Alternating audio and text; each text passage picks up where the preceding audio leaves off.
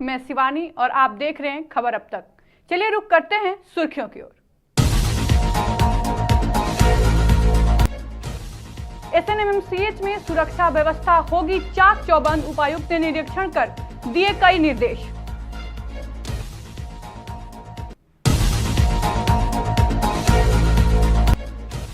रामगढ़ में आज होगी बालू घाटों की नीलामी, अवैध खनन रोकने के लिए प्रशासन तैयार।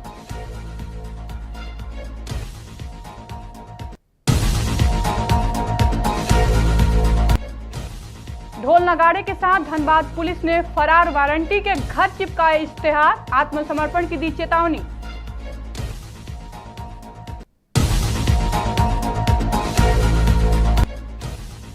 जामताड़ा में आवारा कुत्ते का आतंक, 8 लोगों पर हमला, इलाके में दहशत का माहौल।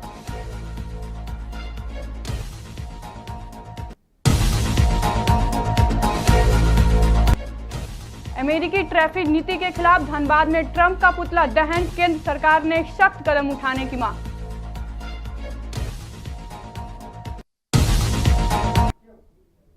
और अब खबरें विस्तार से। एसएनएमसीएच में सोमवार को उपायुक्त आदित्य रंजन ने औचक निरीक्षण किया।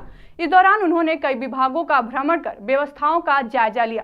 मौके पर मौजूद होमगार्ड जवानों को उन्होंने सुरक्षा को लेकर कई सख्त दिशा निर्देश दिए। निरीक्षण के दौरान डीएसपी विधि व्यवस्था नौशाद आलम, एसडीएम राजेश कुमार, अधीक्षक डॉक्टर डीके गोदरिया सहित कई वरिष्ठ अधिकारी मौजूद रहे। इस दौरान उपायुक्त ने कहा कि हाल ही में चिकित्सकों और शिक्षकों के साथ हुई मारपीट की घटना गंभीर मामला है। ऐसी घटनाओं की पुनरावृत्ति रोकने के लिए अस्पताल की सुरक्षा प्रणाली को और मजबूत किया जा रहा है। उन्होंने बताया कि अस्पताल परिसर में लगे सीसीटीवी कैमरों की 24 घंटे मॉनिटरिंग होगी और इसके लिए एक विशेष पैनल बनाया जाएगा। उन्होंने निर्देश दिया कि आपातकालीन विभाग के बाहर लगाए गए हूटर के बजते ही सुरक्षा बल तत्काल मौके पर पहुंचकर स्थिति नियंत्रित करे। साथ ही आरक्षित चौकी में पर्याप्त पुलिस बल की तैनाती होगी। उपायुक्त ने स्पष्ट किया कि ड्यूटी में किसी भी जवान की लापरवाही बर्दाश्त नहीं की जाएगी। ऐसी स्थिति में संबंधित जवान पर कड़ी कार्रवाई होगी। बताते चले कि बीते दिनों अस्पताल में चिकित्सकों से मारपीट की घटना के बाद प्रशासन अलर्ट मोड में है। अस्पताल परिसर की सुरक्षा व्यवस्था की कड़ी निगरानी लगातार जारी है।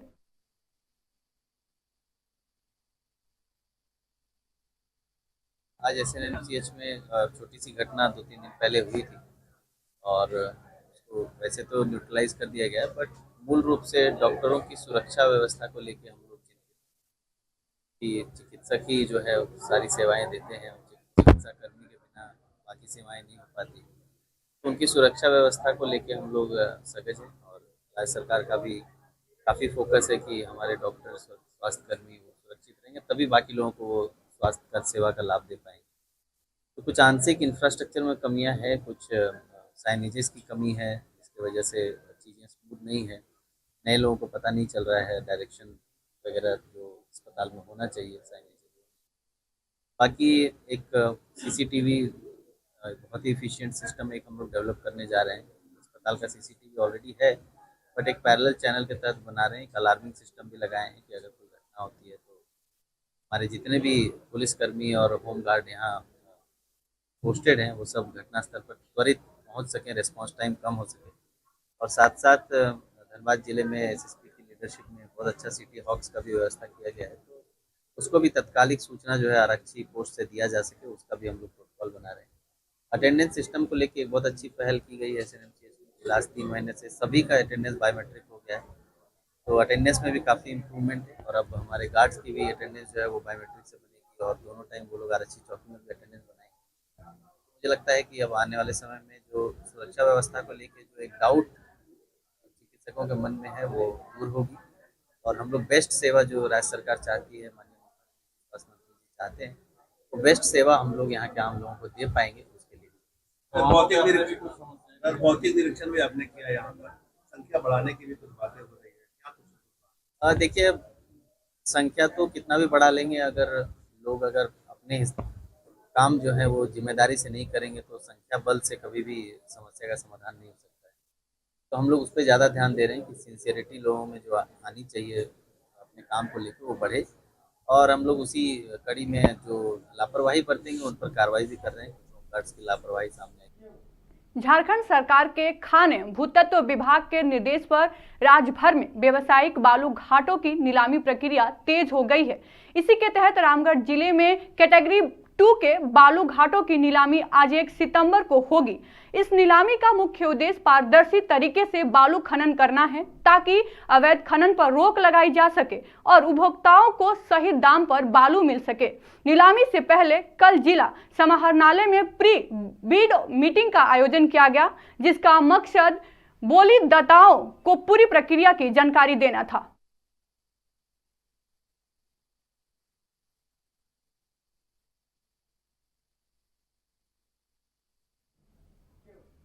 धनबाद के सरायढेला थाना क्षेत्र के सुगियाडीह न्यू बैंक कॉलोनी में सोमवार की सुबह पुलिस ने फरार वारंटी मंतोष यादव के घर पर ढोल नगाड़े की धुन के बीच इश्तेहार चिपकाया।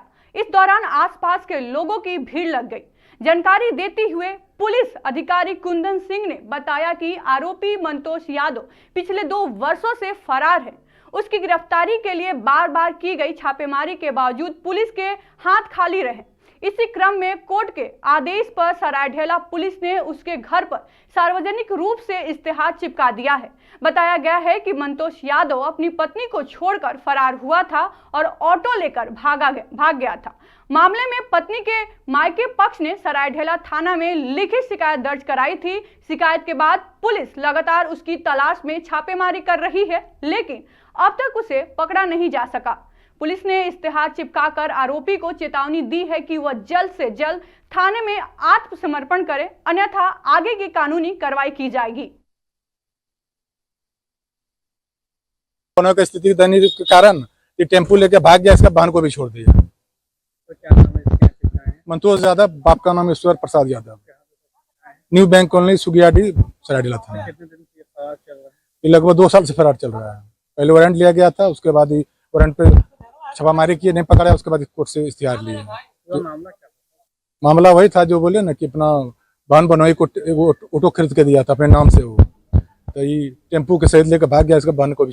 जामताड़ा जिले के करमाटांड में एक आवारा कुत्ते ने कई मोहल्लों में जमकर उत्पात मचाया, जिससे इलाके में अफरा तफरी का माहौल बन गया। कुत्ते के जिस रास्ते से गुजरने लोग पर हमला किया, उन्हें काट लिया। इस घटना में अब तक 8 लोग घायल हो चुके हैं, जिन्हें करमाटांड के प्राथमिक स्वास्थ्य केंद्र और नारायण के अस्पताल में भर्ती कराया गया है। घटना के बाद से पूरे इलाके में दहशत का माहौल है और लोग अपने बच्चों को बाहर भेजने से बच रहे हैं। इस घटना ने प्रशासन और स्वास्थ्य विभाग को भी अलर्ट कर दिया है, जिन्होंने लोगों को सतर्क रहने की सलाह दी है।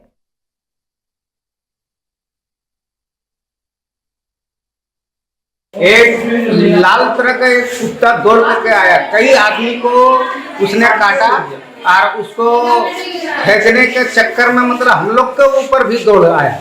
दौड़ने के बाद किसी तरह उससे बचते बचते कई बकरियों को भी मारा उसने और बहुत तरह का लेडीज जो है उसको अलग अलग जगह पर काटा। बहुत दिक्कत का सामना करना पड़ रहा है हम लोग को। अभी कुत्ते का प्रभाव से मैंने कितने लोग अभी लगभग 5, 6, 7 हॉस्पिटल में अभी आए हैं, ट्रीटमेंट चल रहा है। बाकी और किसी तक और अगर कहीं अगर काटा होगा तो वो नहीं बता सकते हैं, लेकिन वो मतलब बहुत आदमी को नुकसान किया है। आना पड़ा इसलिए कि 5-6 महिला का एक ही जगह का 5-6 महिला को कुत्ता ने काट लिया है और जबरदस्त काटा है। किसी का सिलाई हुआ है, सबकी सिलाई हुई है, किसी को मुंह में काटा है, पैर में काटा है, हर जगह काटा है। और हॉस्पिटल में सिर्फ रेबीज है बस। वो भी बहुत खुदकिस्मत है जो रेबीज मिला करमन हॉस्पिटल में। यहाँ सिर्फ नर्स रहती है 2, कंपाउंडर का ठिकाना नहीं है, डॉक्टर का ठिकाना नहीं है। नर्स कहता है संडे है, संडे है तो हॉस्पिटल और पुलिस विभाग में संडे तो मतलब नहीं होता है। हमने सिविल सर्जन से बात किया, सिविल सर्जन से बात करने से पहले मैंने यहाँ का प्रभारी जो पहले रहा था राजदेव से बात किया कि आपके हॉस्पिटल में रेबीज है। बोला है रेबीज है, यहाँ रेबीज है, न एंटीबायोटिक है, न टैबलेट है, न मलहम है, कुछ नहीं है। यहाँ कहता है कि डॉक्टर है नहीं, डॉक्टर अभी तक आया नहीं, 10 बज गया कोई डॉक्टर नहीं। हमने सिविल सर्जन से बात किया, सिविल सर्जन बोला कि मैं डॉक्टर भेज रहा हूँ, नहीं होगा। तो आप डॉक्टर नहीं है तो मान लीजिए जिसका जो फर्स्ट एड हुआ है, फर्स्ट में प्राथमिक उपचार जो हुआ है, उसका जो इलाज हुआ है, उसका दवा कौन लिखेगा, एंटीबायोटिक कौन लिखेगा? ऐसे तो जो मर जाएगा, जो आदमी मर जाएगा, जो मैंने जो कुत्ता काटा है, उसका जिम्मेवार कौन लगा? उसको जिम्मेवार तो यहाँ ले सकता। कंपाउंडर क्या करेगी? 2 कंपाउंडर है, फर्स्ट एड करती है, बाकी ये स्थिति है करमट हॉस्पिटल का, यहाँ लिखा हुआ है आरोग्य परम धर्म, ये जो लिखा है, लिखवाया है सरकार, आयुष्मान आरोग्य मंदिर, इसका पता है सरकार को, सरकार के विभाग के मंत्री को माननीय इरफान अंसारी जी को पता है क्यों लिखा है। मैंने हम लोगों का जान, जो पब्लिक का, जनता का जान, मैंने कीड़े मकोड़े की तरह वोट हमारा चाहिए, कीड़ा मकोड़ा हम बन के रहेंगे। अमेरिका की टैरिफ नीति के खिलाफ all India centre of trade unions के कार्यकर्ताओं ने सोमवार को रणधीर वर्मा चौक पर जोरदार विरोध प्रदर्शन किया। इस दौरान अमेरिकी राष्ट्रपति डोनाल्ड ट्रंप का पुतला दहन कर केंद्र सरकार से सख्त रुख अपनाने की मांग की गई। जिला अध्यक्ष उपेंद्र सिंह ने कहा कि ट्रंप की सरकार द्वारा भारत पर लगाए गए टैरिफ का सीधा असर आम जनता पर पड़ेगा।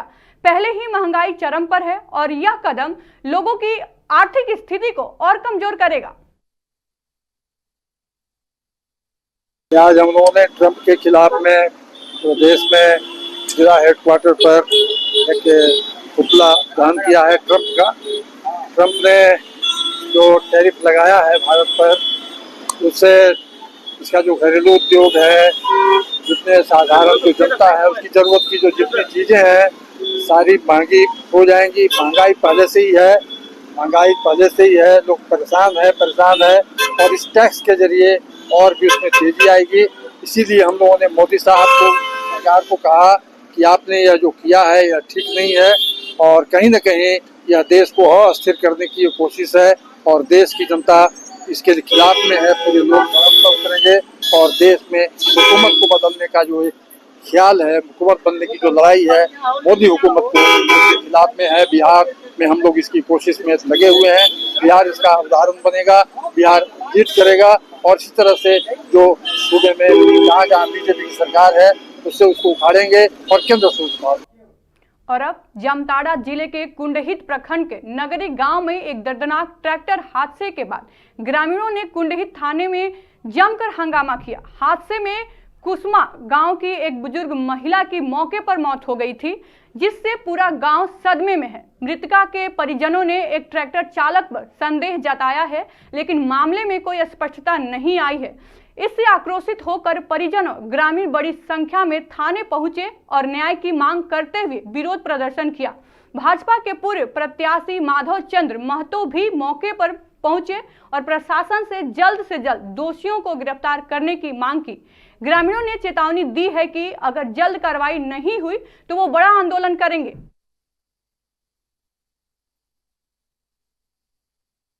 देखिए, ये घटना परसों का घटना से जोड़ के है। परसों आप सभी जानते हैं कि ट्रैक्टर के एक्सीडेंट से एक महिला का मौत हो गया है कुसमा का, और एक ड्राइवर पर ये लोग संदेह करके उस पर पूछताछ किया है, जिसके गुस्सा से आज लगभग आधा दर्जन महिलाएं, क्योंकि कुसमा वाले नगरी पंचायत के अलग अलग गांव में खेती करता है, तो धान के निराई करने के लिए आ रहा था।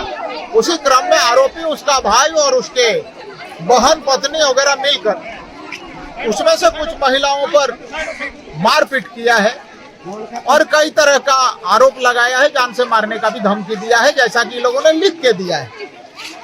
और उसी का न्याय के लिए ये सैकड़ों की संख्या में आदिवासी पुरुष और महिलाएं यहाँ पर आया हुआ है। और हम भी चाहेंगे कि अविलंब पुलिस जो दोषी व्यक्ति है उस पर कार्रवाई करे, और जिनके ट्रैक्टर से उस महिला का जान गया है, उस ट्रैक्टर का मालिक को भी और उसके ड्राइवर को भी अविलंब ढूंढा जाए और उस पर नियम संगत जो कार्रवाई हो वो होनी। और इसी के साथ खबर अब तक में आज के लिए बस इतना ही। देखते रहिए मिरर मीडिया।